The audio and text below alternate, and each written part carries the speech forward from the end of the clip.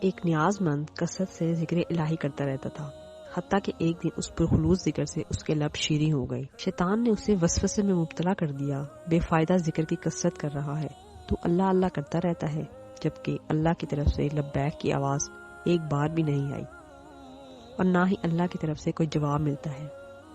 پھر یک طرفہ محبت کی پینگ بڑھانے سے کیا فائدہ؟ یہ اس بات کی دلیل ہے کہ تیرا ذکر الہی اللہ کے ہاں مقبول نہیں۔ شیطان کی ان پرفریب باتوں سے صوفی نے ذکر کرنا چھوڑ دیا، شکستہ دل اور افسردہ ہو کر سو گیا۔ آنکھ سو گئی اور قسمت جاگ گئی۔ عالم خواب میں دیکھا کہ حضرت خضر علیہ السلام تشریف لائے اور انہوں نے دریافت کیا کہ ذکر الہی سے غفلت کیوں کی؟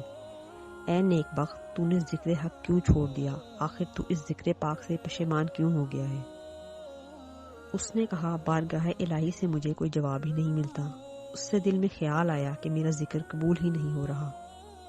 حضرت خضر علیہ السلام نے فرمایا، تمہارے لیے اللہ نے پیغام بھیجا ہے کہ تمہارا اللہ تعالیٰ کے ذکر میں مشغول ہونا، اور دوسرا تمہارا پہلی دفعہ اللہ کہنا قبول ہوتا ہے، تب دوسری بار تجھے اللہ کہنے کی توفیق ملتی ہے، اور تمہارے دل میں جو سوز و گداس ہے اور جو چاہت، محبت اور تڑپ ہے، یہی تمہارے ذکر کی قبولیت کی نشانی ہے۔